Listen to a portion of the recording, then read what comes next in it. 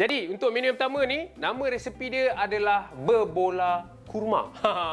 Inilah dia bahan-bahan yang ada dekat depan saya ni. Kita ada sedikit serbuk kurma.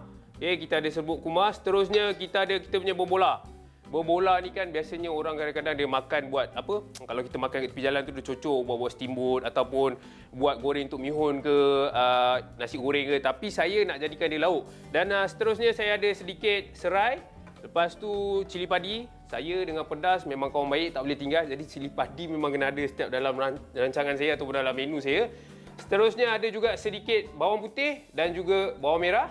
Okey, kita ada juga kita punya santan dan juga sedikit garam. Itu saja bahan-bahan yang kita perlukan. Baiklah, sekarang ni untuk yang pertama sekali saya akan potong kita punya serai. Okey, jadi saya akan bahagikan dia kepada dua saja. Maksudnya tak payah potong kecil sangatlah. Untuk resepi kurma ni sebenarnya kalau dekat rumah tu ada ayam, kan, ada daging ke, ada ikan ke, sesuai lah. Boleh juga kita nak pakai yang hidangan tu. Tapi kalau dah tak ada sangat, kalau dah namanya duduk rumah bujang kan, manalah kadang-kadang nak dapat ayam ke apa semua. Jadi apa yang ada saja kita gunakan untuk kita buat kita punya kurma ni. Okey, sekarang saya akan masukkan kita punya serai dahulu. Seterusnya apa yang saya nak masukkan adalah kita punya bawang putih. Untuk bawang putih ni kita macam tu nampak. Kita penyek je saja. Kalau tak ada nak penyek-penyek macam ni anda boleh jugalah. Kalau nak potong dia pun boleh, tak ada masalah. Okey, bawang putih dah masuk. Seterusnya saya akan potong juga sedikit bawang merah. Okay, kita pakai separuh je lah. Ini je. Ini sebenarnya bahan-bahan yang anda boleh lihat ke depan ni. Inilah dia antara bahan yang asas. Kadang-kadang tu ada orang letak kayu manis. Lepas tu ada juga letak rempah-rempah kering ataupun empat sekawan. Itu boleh. Kalau ada dekat rumah boleh letak. Tapi kalau tak ada masalah sebenarnya. Pakai je macam mana yang saya buat ni kan. Yang penting sekali kita masak. Sebab bulan puasa ataupun bulan Ramadan macam ni, saya faham kadang-kadang orang pergi kerja. Lepas tu dia balik kerja tu kan, dia nak makan. Tapi bila dia tengok menu-menu kadang dia rasa macam berat je nak buat kan. Rasa susah. Jadi ini yang saya nak tunjukkan untuk kali ni. Resepi yang mudah saja. Okey, cili padi ni saya potong kecil sikit. Halus-halus je. Kalau tak ada cili padi, boleh pakai juga serbuk cili sedikit lah. Okey, saya masukkan cili padi. Okey, jadi sekarang kita tumis. Bagi dia layu sedikit.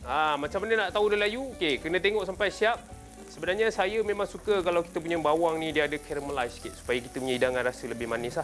Dan anda boleh bayangkan dia punya bau serai bawang putih dengan cili padi ni.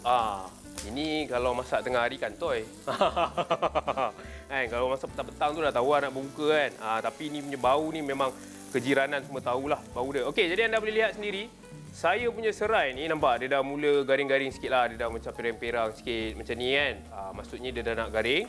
Okay. Dan seterusnya saya akan masukkan kita punya bobola ni. Okay. Saya masukkan terus kat dalam ni. Tak payah potong sebab bagi saya sedap kalau kita nak makan macam ni. Alright, habiskan terus. Dan kita tumis juga kita punya bobola ni. Yang ni sebenarnya tumis nak bagi dia garing kat luar. Sebab saya suka kalau makan tu, lagi-lagi kalau yang ini, bobola macam ni kalau kat rumah, saya goreng. Kan? Apa saja makanan yang kalau kita goreng, dia boleh jadi sedap sebenarnya. Itulah dia. Sebab itulah saya nak kena goreng dia sedikit, bagi dia garing dekat luar dan dalam masa yang sama sebenarnya jus daripada bobola ni dia akan keluar. Jadi dia punya rasa tu lebih sedap lah. Okay. Menari-nari kat dalam kuali. Dan seterusnya saya akan masukkan serbuk kurma.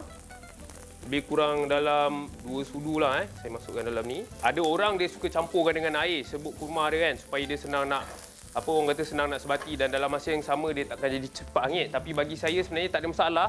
Kalau tak campur air dekat dalam mangkuk ni, serbuk ni kita boleh campur air kat dalam ni. Saya masukkan air sikit. Dia punya bunyi tu kan. Itu maksudnya kuali kita memang betul-betul panas lah. Okey, macam saya sendiri, saya memang suka santan. Sebab saya suka kita punya hidangan ni ataupun kurma saya ni dia lebih pekat dan dia ada rasa lemak-lemak sikit. Okey, masukkan terus ke dalam ni. Nampak? Inilah dia sebenarnya masakan kurma tau. Dia ada yang pekat. Kalau rasa macam nak pekat lagi, kita boleh je biarkan dia mendidih kan, bagi dia sedikit kering. Jadi dia makin lama dia akan jadi makin pekat lah. Anda bayangkan yang berbola ni, kalau kita masak kurma ni pun dah jadi dah sebenarnya. Tapi kalau dekat rumah tu macam saya cakap ada ayam ataupun ada daging, itu pun boleh pakai juga. Okey, dan sekarang ni apa yang saya nak kena buat adalah saya bagi dia mendidih dahulu. Maksudnya bagi dia sebati, barulah saya akan letakkan bahan terakhir saya, iaitu saya punya garam.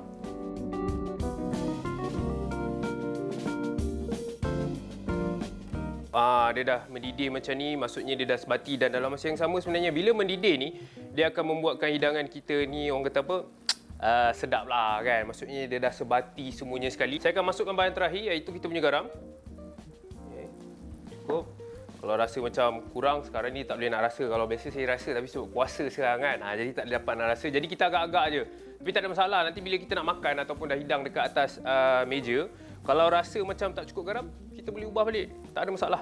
Okey, dah pun siap. Inilah dia hidangan saya yang pertama. Dan sekarang ni kita dah boleh hidang dekat dalam kita punya mangkuk hidangan ni. Kita boleh tutup api dan kita tuang terus. Dah namanya pun dapur bujang Ramadan. Jadi kita buat gaya orang bujang lah. Nampak tak tu?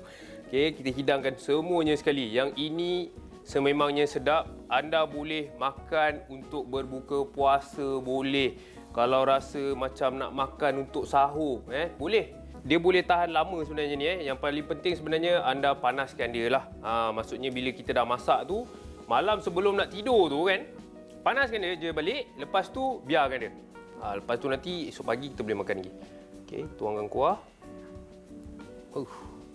Saya kalau kurma suka pekat-pekat macam ni. Sebab apa? Sebab saya suka cicah lah sikit dengan roti ke. Nak makan dengan roti canai ke, roti prata ke pun boleh. Jadi inilah dia hidangan saya yang pertama yang saya dah tunjukkan untuk anda cuba buat kat rumah. Iaitu saya punya kurma bobola. Jangan lupa cuba.